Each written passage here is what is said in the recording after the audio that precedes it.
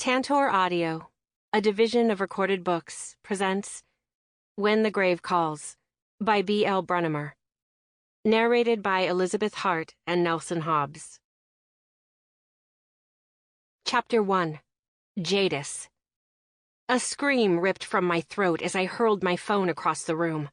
It hit the wall, shattering on impact. The Templars were useless.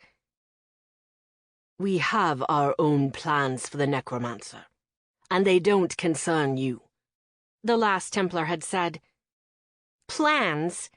They had plans that didn't involve killing that abomination. I shoved the pile of books off my desk to the floor before I began pacing the length of my study. If that girl and the Templars teamed up, it'd be a disaster for any witch out there. It could be the end of witchcraft as we know it. I stopped on the worn rug, my heart sinking. If the Templars got a hold of the power that girl had, it wouldn't just be witches who had to worry. It'd be a disaster for the whole supernatural world. The Templars would go from annoyance to a full threat.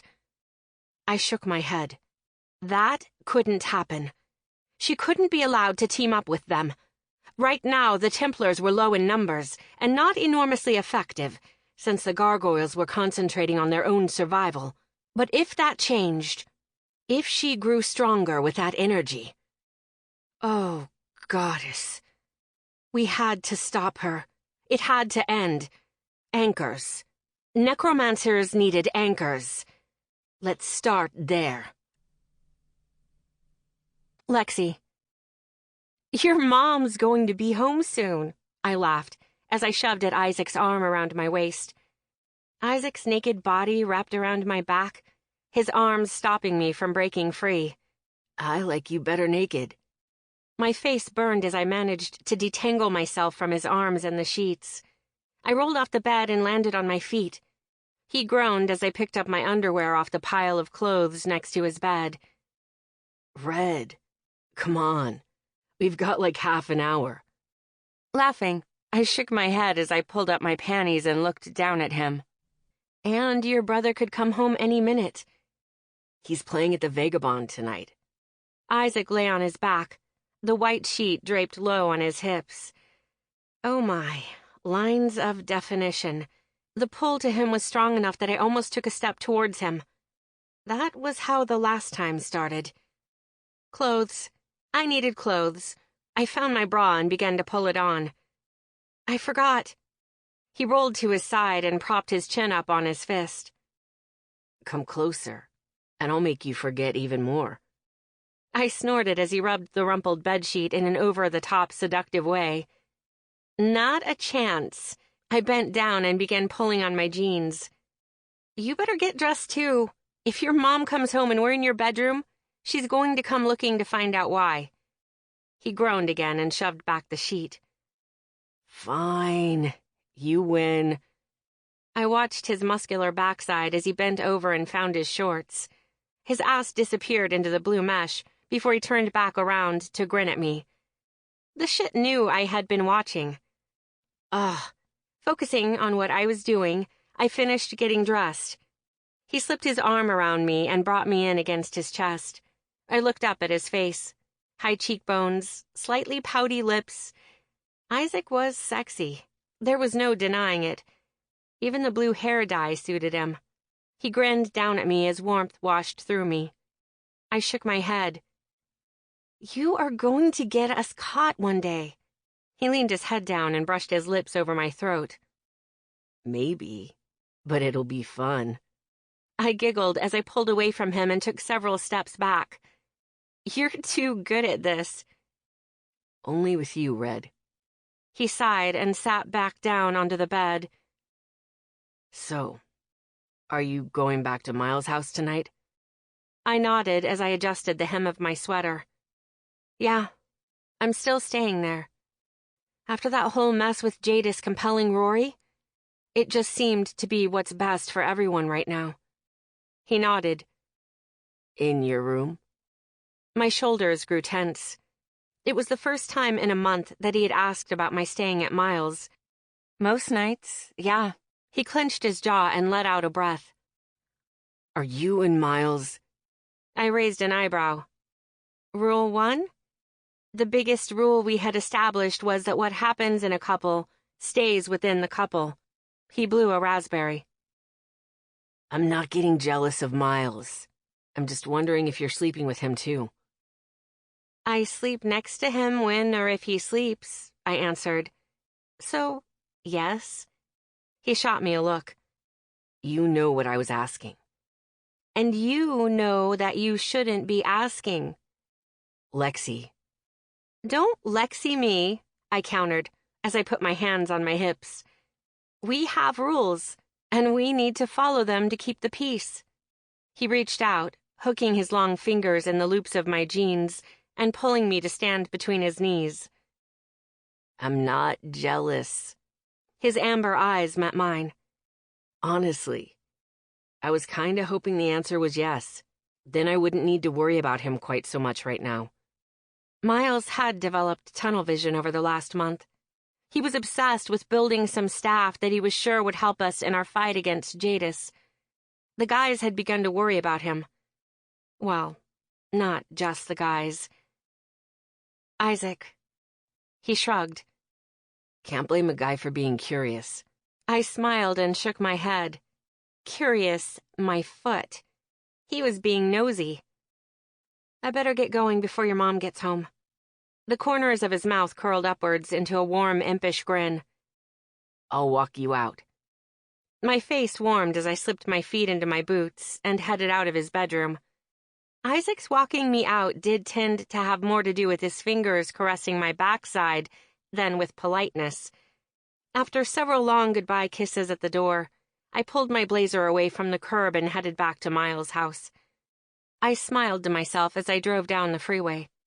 The crisp autumn air had me pulling my hoodie closed against the chill. Things were tense in town and getting worse, but things with the guys were going well. My smile dropped as worry ate at me. It had been a month since we learned that Miles' dad died. It had been over a month since Miles acted, well, like Miles, and I missed him. I blew out my cheeks as I pushed the thought to the back of my mind. Ethan. Will you guys hurry up? I shouted towards the back door of the club. I want to get home before midnight. Last time I called this late, Lexi was already asleep. I wasn't missing my goodnight phone call for these clowns. We're hurrying. Michael is still taking down his drum set, Ollie called from the door. I hung my head and cursed. Ryan had quit after Riley went missing. He had been spending all his time posting missing flyers around town. Fuck it. I should call her now. I pulled out my phone and turned around, eyes widening. 3 men were standing there in shadows. What the fuck? Miles. Find the witch, I bit out between clenched teeth, frustration bleeding into my words. I want results, not excuses. I hung up my phone and barely registered the urge to slam it into the desktop. How hard could it be to find a witch in Spring Mountain? Why were they taking so long? Were they not looking hard enough or just screwing around? Maybe they really were searching, and Jadis was just really that well hidden. Miles? Lexi's sweet voice came from the hallway, the sound a soothing balm to my anger. My jaw and shoulders began to relax. Taking deep breaths, I was almost back in control by the time there was a small knock on the study door. Come in, I called, trying to use the voice I knew she liked. The door opened and Lexi's head popped inside. Her copper hair was down in damp curls around her shoulders as she stepped into the room with a smile. Hey. What can I do for you? I asked, rolling my neck as the last bit of tension seeped away. Nothing. I just wanted to see you. She walked through the study to stand across the desk from me. It's not often you're not working at the forge. She began to slightly chew at the corner of her lip as she shifted her weight. Guilt ate at me. I'm sorry, Angel. I eyed her black V-neck and black flannel bottoms. You're in pajamas. She looked down as she fingered the hem of her shirt. Yeah. Wait. I remembered setting an alarm this morning. Didn't I? Don't we have a date tonight? She wrung her fingers as she looked up at me.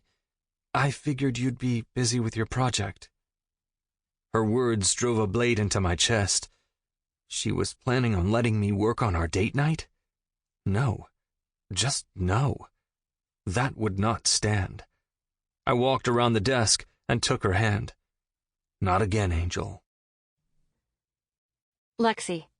Warmth washed through me as Miles led me through the house, pausing in the kitchen only long enough to turn off the lights at the back of the house and outside before he held the back door open for me. Guided only by the soft glow from the pool, Miles took me to the chaise lounge at the end of the patio. Here. He picked up a folded blanket and handed it to me. I thought we could do a bit of stargazing tonight. There is supposed to be a meteor shower. I smiled. And you put a blanket out this morning?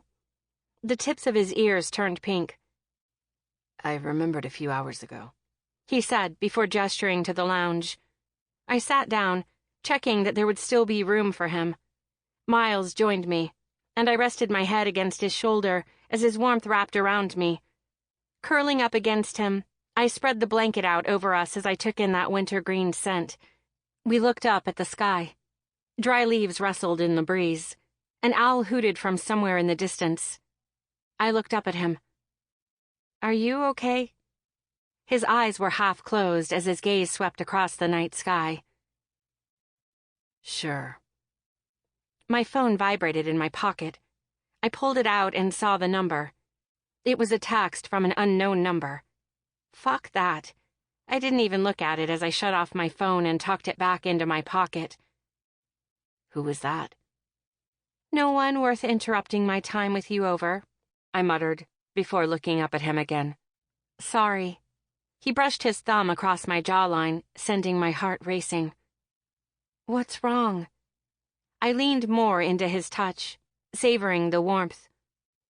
I miss you, Nemo. His thumb moved to my cheek and began to stroke it gently. I miss you too, but this is something I have to do. If I can get enough staffs made, maybe I can turn the tide of a fight when it comes. I nodded, still holding his hand to me. I understand that, but I've never seen you like this. I know, but I'm still me. You're still important to me. His face softened along the edges. I took the opportunity to really look at him. His chestnut brown hair was starting to curl around his ears again. The bags under his eyes were a slight purple above his high cheekbones and angled jaw. He was still handsome, but anyone could see that he needed sleep, and certainly more than the few hours he could manage every now and then. You have to promise to go to bed at a decent hour tonight, I said. I will. His eyes warmed as they met mine. How are you doing? I smiled. After I got jealous of Lucy last month, Miles and I had checked in with each other daily. If Miles wasn't being attentive enough, I could tell him before it ate at me too long, and it guaranteed that I could get his complete attention when I needed it. He was trying to make sure I felt loved. It was sweet, and seemed to be working pretty well so far. I'm worried you're not sleeping enough. He nodded as if he expected it. To be honest, I'm not, but I'll try to go to bed at a decent hour tonight. I looked down at his chest. My room or yours? He reached up and tucked a stray hair behind my ear. Mine. I smiled and met his eyes. Will you set an alarm so you come to bed at a decent hour? His cheeks tinted pink as he shifted, pulled out his phone and set an alarm. There. He tucked the phone back into his pocket. I'll come to bed at 11 tonight. Thanks, Nemo. I reached up and brushed my fingers along his jaw. Are you okay? Honestly, I don't know. You're not really talking to anyone, I whispered. He moved to face me. There's a lot going on. With Jadis, her witches in town. With your father, I couldn't stop myself from adding. He shook his head, his face falling into that blank wall look he'd perfected at some point. I'd come to know that look well. It was his, "I'm done talking about this. Please change the subject" face. He looked back up at the sky. That doesn't factor. Of course it factors. No, it doesn't, he said, his voice sharp. The fate of the supernatural world hangs in the balance at the moment. Hangs on our moves, our decisions. There's no reason for it to even be a blip on the radar. Oh, sweetie. He was focusing on the big monster so he wouldn't see the one sneaking up on him. Even I could see it. My chest grew warm. But it is. He licked his lips and swallowed hard. It shouldn't be. Miles. Something in his gaze made my words freeze in my throat. Could I just hold you for a while? He whispered. My throat tightened at the need in his voice. I nodded before settling back down into his embrace, relaxing in the warmth and scent of wintergreen as his arms tightened around me. Chapter 2. The bed dipped as something shifted. Groaning, I managed to crack open one eye as Miles got to his feet and headed to his closet. I rolled over and looked at the clock on the nightstand on my side of his bed. He hadn't come to bed until 4 a.m., and that was only after I went down and made him come to bed with me. He couldn't seriously be getting up now. It was only 10 in the morning. "Miles," I rasped. Shirtless, he turned away from the closet to find me awake. His ears tinted pink. I slept. I frowned at him. I doubted it was formidable given the fact that I was still half asleep. "Miles, you promised 8 hours of rest." His fingers began tapping on his thigh. I know, I can't sleep anymore. And being here, doing nothing, when there is still so much that needs to be worked on. He crossed the room and sat back on the bed, facing me. Those emerald eyes met mine. Would it upset you if I went back to work? I sighed. You really can't sleep. He shook his head. You have to promise to go to bed at a decent hour tonight, I said. And no putting the phone down somewhere again. You have to keep it on you at all times. I will. He reached over and took my fingers in his warm hand. How are we doing? I was irritated that you came to bed so late, but I understand time just got away from you. I am sorry about that. He squeezed my hand gently. Next time I won't set my phone down, and I'll set another alarm. Tonight? For your bedtime? I asked, just to make sure. Yes, I promise. His eyes softened. You should go back to sleep. My phone chose that moment for my alarm to go off. Groaning, I rolled over and shut off the annoying beeping. I've got to go to work today. I'll see you tonight at dinner. Miles pulled a shirt on over his lean-muscled frame. He slipped out the door as I yawned and nodded my response. Using Miles' bathroom, I got dressed and headed downstairs to the kitchen. Coffee. Needed coffee. I was about to take my first glorious sip when my phone rang. Cursing, I pulled it out of my pocket. So help me. If it was that stupid blocked number again, they were going to get an earful. Hey, Rory. I blew on my coffee as some of my annoyance melted away. Orden is missing. Rory's hard voice froze me down to the bone. What do you mean he's missing? I set the coffee mug down and quickly looked out the back window, half expecting Orden to be there, coming toward the house. I mean, he's gone missing from his room at the psychiatric hospital. Rory reiterated. Heart pounding, I hurried to the back door and checked the lock. How the hell is that possible? Isn't that place locked down? It is, but somehow he got out, Rory said. I rushed through the house to the front door and through the lock with shaking fingers. Lexi, you need to calm down. Calm down my ass. The police are all over it, combing the area around the hospital. We'll find him, Rory promised. I went to the house alarm and found it off. I jabbed my fingers over the buttons, turning it back on. Who the hell went to bed last night without turning on the alarm? This couldn't be fucking happening. Not again. They're calling all officers in, along with borrowing a few officers from the next county for the search," Rory said, gaining my attention again. "We'll find him." "Call me when you do." I hung up the phone, then leaned back against the wall beside the alarm panel and sunk to the floor, my insides shaking as memories washed through my head. The abduction, the beating, his touch. No. I wasn't going to hide from this fucker, but I sure as hell wasn't going anywhere alone. Fuck, I had work today. What the hell was I going to do? Hades' tall, lithe frame came into the foyer, his blue eyes landing on me. He quickened his pace to kneel beside me. "What's wrong?" "Orden is missing." I looked up at him. I'd never been so happy to see him in my life. His eyes met mine. "He's not missing. He's dead." My breath left my lungs as everything grew sharper. The light coming through the sheer white curtain, the chill of the floor under my palms, the pounding of my heartbeat. What? "The police just haven't found his body yet." Relief swamped me so quickly that I was almost dizzy from it.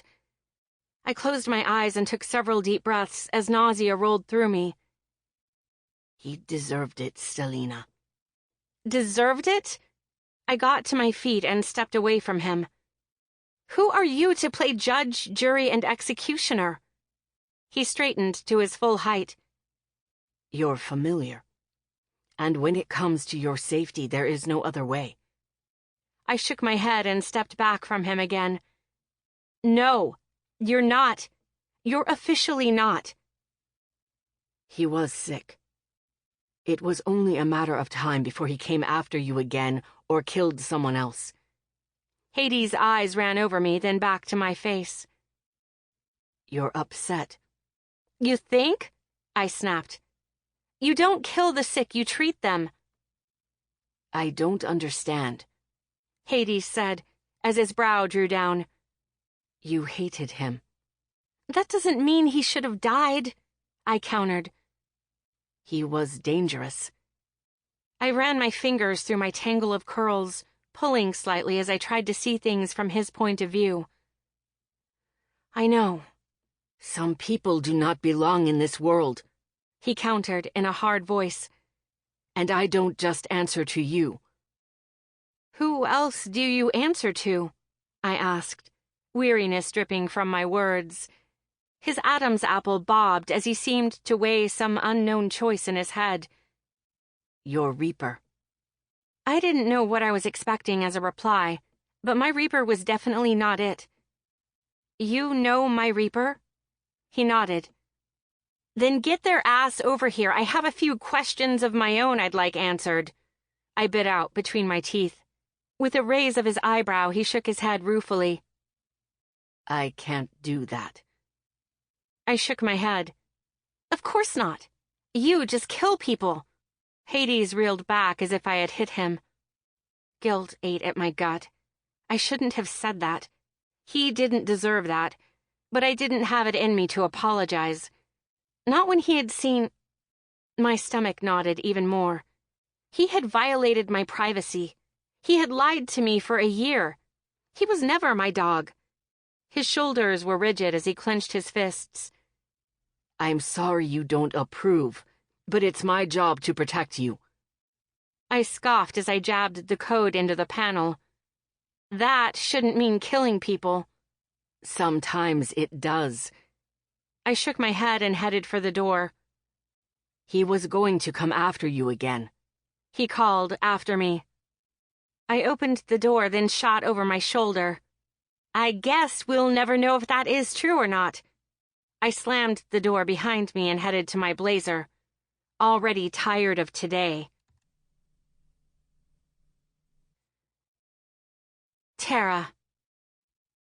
I was sitting in Jessica's living room working on a design sketch when I finally had to ask, So, which one of the guys is Lexi dating?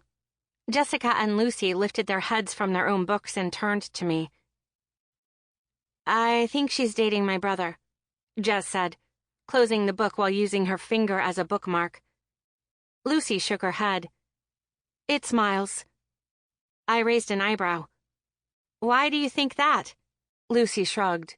The fact I was staying with Miles seemed to bring up some problems between them. That did make sense, but I think it's Zeke. He's so protective of her. What about the twins? Lucy countered. They have no problem touching her.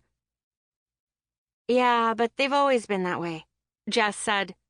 Ever since we were kids. Lucy tucked a stray hair behind her ear in a sweet way. Are there any rumors at your school? Jess sighed. A ton. Everything from people claiming she's dating each of them to her dating all of them. Well, that's just ridiculous, I muttered as I went back to my sketch. There was no way she was dating all of them, though I ran over some of the scenes I'd seen over the last few weeks.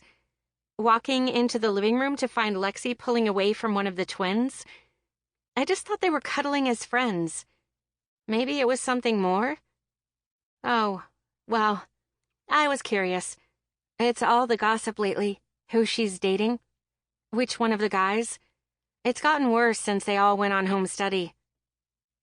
It doesn't help that Lexi is living there now, I muttered. Jess's head snapped around. She's living at Miles now? I nodded. Ever since Dad got compelled, things have been, I don't know, weird between them. Jess shook her head, worry filling her eyes. It seems dangerous to be friends with Lexi. I huffed. With all the crazy supernatural stuff, yeah. Jess went back to her textbook. It's not good for the powerless around her. Asher's hardly powerless, Lucy added. He's a werewolf. Jess scoffed and sent her a look. Yeah. And whose fault was that? I raised an eyebrow. You're blaming Lexi for that? He let a werewolf use him as a pacifier. Jess's face softened. Okay, yeah, that was stupid. She closed the book and turned to face us fully. But Lexi is the reason he was there in the first place. I took a breath and tried to be reasonable. I don't think we can blame Lexi for that. Asher probably wanted to go. Jess got to her feet. Yeah, my brother is stupidly loyal like that. She headed through the pass-through and down the hall to the kitchen. I went back to my drawing. What are you working on? Lucy leaned over from the chair, her floral perfume filling my nose. I quickly covered my sketch, my face burning. Nothing, just doodling. She grinned, her eyes lighting up. Before I knew what she was doing, she reached out and snagged the sketch pad out from under my homework. I tried to snatch it back, but she held it out of my reach and flipped it over. She looked at the sketch of a long, flowing pink gown I had been designing for myself. My heart slammed against my ribs. It's just a doodle. She smiled and looked over at me. A doodle, my butt. This is a design, and a damn good one. My cheeks warmed. A good one? She nodded. It's beautiful. What would you make it out of? I squirmed in my seat and I looked down at my colored pencils. A satin bodice with a tulle or a lace skirt. A smile slipped across her face, making it almost glow. Delicate and feminine. That would be perfect for you. A flutter filled my chest. Really? She nodded. Yeah. The tip of her tongue peeked out as she licked her lips. Quickly, I looked down at my textbook and tried to get my wits back. I couldn't be thinking like this. Thanks. Are you thinking about going into fashion design? I lifted my head and glanced at her before looking at my notebook.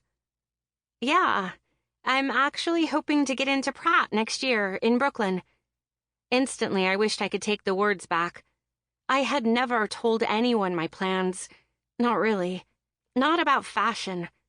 Why the hell had it been so easy to tell Lucy about it? Have you designed anything else? Her head dipped low to try and catch my gaze again. I fiddled. Sample complete. Ready to continue?